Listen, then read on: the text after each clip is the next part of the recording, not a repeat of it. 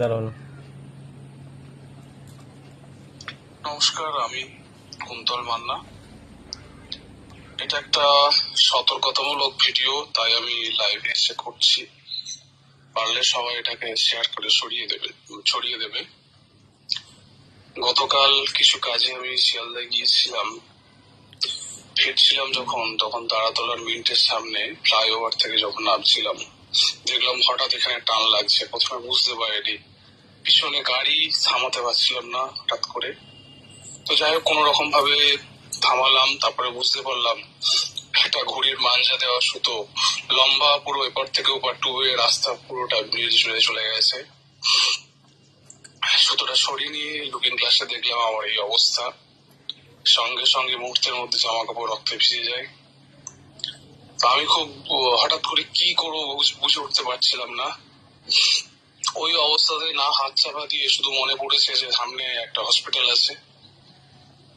তো গেলাম বালানন্দ হসপিটালে।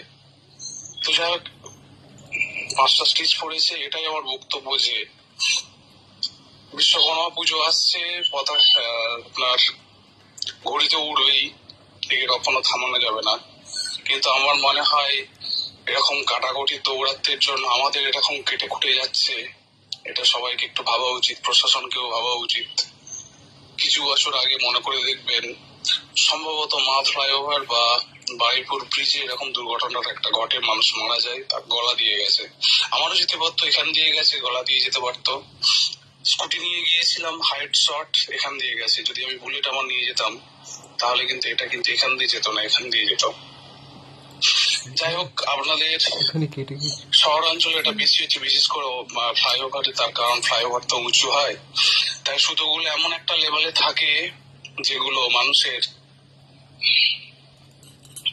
বুঝে না।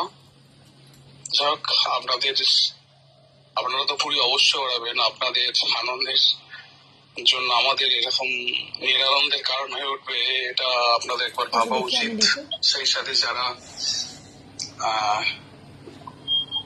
বাইক চালায় তাদের অবশ্যই খেয়াল রাখতে হবে। আমার হেলমেট অবশ্যই ছিল, কিন্তু ফুল হেলমেট ছিল না।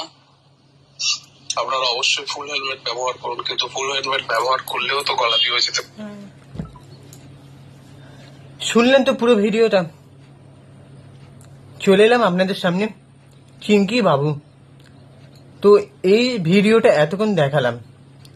একজন একটা ভিডিও করেছে, ওনার নামটা কি দেখাচ্ছে, কুন্তল বিনি সুতু না কি নাম, যাই হোক ওনার এটা ফেসবুক পেজ। ওনার আমি আসল নাম জানি না। উনি কি বললো তো কি কুন্তল কি জানি হ্যাঁ বললো। হ্যাঁ, যাই হোক, এটা নিয়ে ভিডিওটা করা এই কারণে যে রাস্তাঘাটে আমরা যে বেরোচ্ছি, বিশেষ করে যারা বাইক চালায় বা যে কোনো মানুষ, সাইকেল আরোহী, বাইক আরোহী, এই যে ঘুড়ি ওড়ানোর যে চলটা এখনো রয়েছে, ঘুড়ি ওড়াচ্ছে ঠিক আছে, কিন্তু মাঞ্জা ব্যবহার করা হয়। আর মাঞ্জা কাঁচের গুঁড়ো দিয়ে বানানো।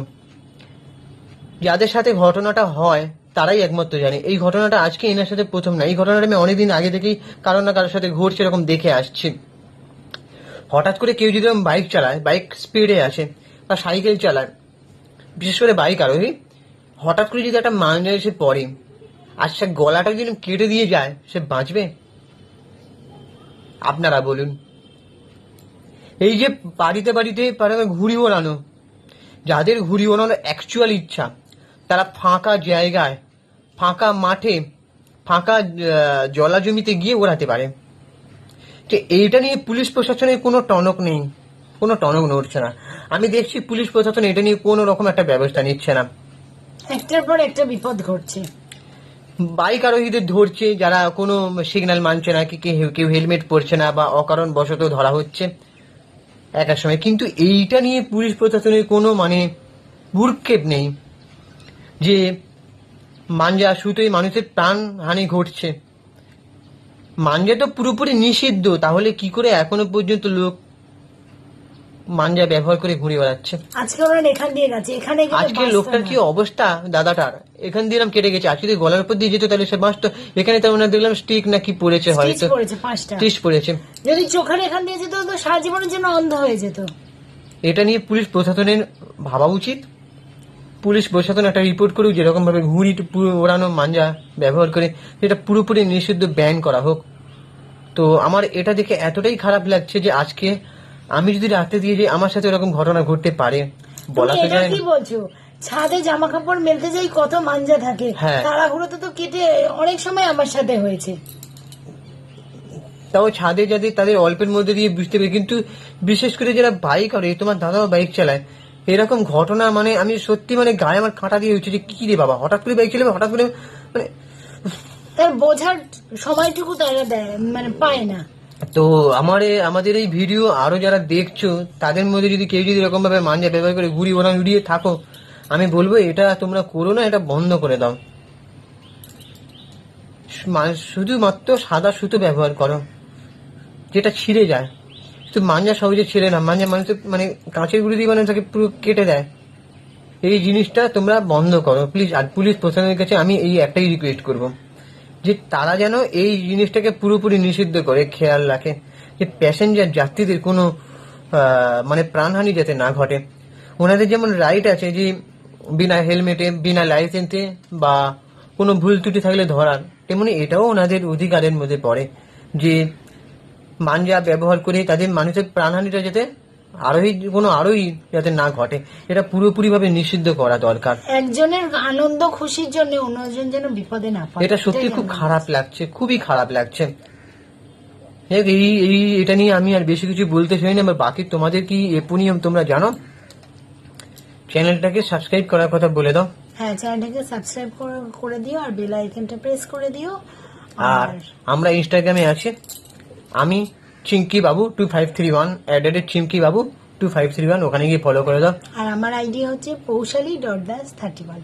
ওখানে গিয়ে ফলো করে দাও। আমাদের কাপেল ইনস্টাগ্রাম হচ্ছে সুপ্রিয় পৌশালী, কোনো রকম স্পেস দেবে না, চলে আসবে। ওখানে গিয়ে ফলো করে দাও। চ্যানেলটাকে অবশ্যই সাবস্ক্রাইব করে দাও, ভিডিওটা শেয়ার করে। বাকি তোমাদের কি ওপিনিয়ন তোমরা জানাও। আর প্লিজ সবাই সতর্ক থাকো। টাটা।